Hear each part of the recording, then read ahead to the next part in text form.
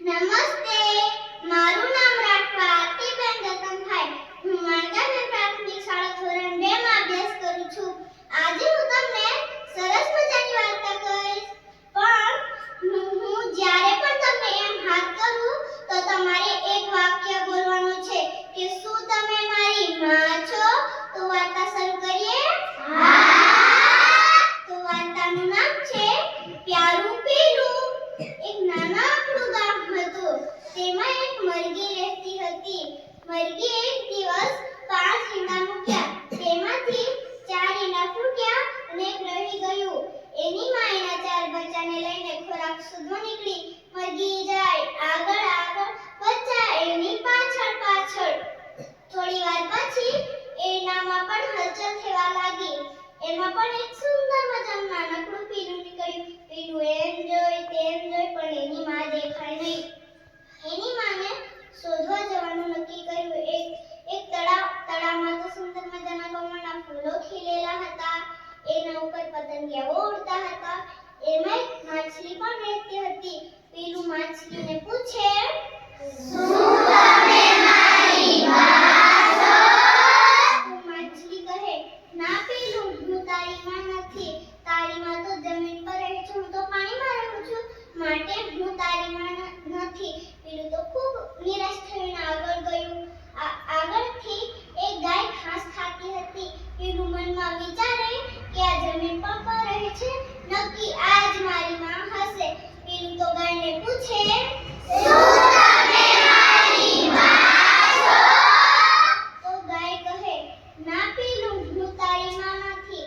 તારી માં તો મારે કરતા નાની છે, માટે હું તારી માં નથી. પીલું તો ખૂબ દુઃખી થઈને આગળ ગયું. આગળથી એક બકરી આવતી હતી. પીલું તો મનમાં વિચારે કે આ જમીન પર રહે છે, ગાય કરતા પણ નાનું છે, નક્કી આ જ મારી માં હશે. પીલું તો બકરીને પૂછે,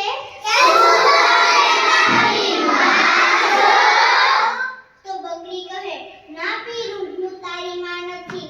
તારી માને તો 2 પગ છે, મારા તો 4 પગ છે, માટે હું તારી માં નથી. આગળથી જય ટાયર રમતો હતો. પીલું તો મનમાં વિચારે કે આને 2 પગ પણ છે અને જમીન પર રહે છે અને ગાય કરતા પણ નાનું છે, નક્કી આ જ મારી માં હશે. પીલું તો જયેશને પૂછે, કે શું તારી માં છો? તો જયેશ કહે, ના પીલું, હું તારી માં નથી. તારી માને તો 4 છે, મારા તો મોઢું છે. તારી માને તો 2 પાંખ છે, મારા તો 2 હાથ છે, માટે હું તારી માં નથી. પીલું તો ખૂબ દુઃખી થઈને આગળ ગયું. આગળથી એક મોર એના પીછા ફેલાવીને નાચતો હતો. પીલું તો મનમાં વિચારે કે આને 2 પગ પણ છે, 2 પાંખ પણ છે અને એની ચાંચ પણ છે, નક્કી આ જ મારી માં હશે. પીલું તો મોર પાસે દોડી ગયું. મોરને પૂછે, શું તમે મારી માં છો? તો મોર કહે, ના પીલું, હું તારી માં નથી. હું તો ટેહું ટેહું બોલું છું. તારી માં તો કુકડે કુક બોલે છે, માટે હું તારી માં નથી. પીલું તો ખૂબ દુઃખી થઈને આગળ ગયું. બપોર પણ થઈ ગયો હતો, તડકો પણ લાગતો હતો. પીલું થાકી પણ ગયું હતું. એક ઝાડ નીચે આરામ કરવા બેઠું. એની ઉપર નજર પડી તો એક વાંદરો હતો. વાંદરો પીલુંને જોઈને નીચે ઉતર્યો અને પીલુંને કહે કે શું થયું પીલું? તો પીલુએ વાંદરાને બધી જ વાત કરી. તો વાંદરો કહે કે ચાલ હું પણ તારી માને શોધવા માટે તારી મદદ કરું છું. વાંદરો તો એક ઝાડથી બીજા ઝાડ, બીજા ઝાડથી ત્રીજા ઝાડ એમ કરીને એની માને જોઈ. એ પણ એ દિશા બાજુ આવતી હતી. પાછો વાંદરો પીલું પાસે આવ્યો અને પીલુંને કહે કે જો પીલું પેલી તારી માં આવે છે. પીલું તો દોડતું દોડતું એની માને ગળે ફેટાઈ ગયું. એની માં પણ એની 2 પાંખ હતી, ગળે ફેટાઈ ગઈ અને પીલું અને એની માં પીલુંની માં મળી ગઈ.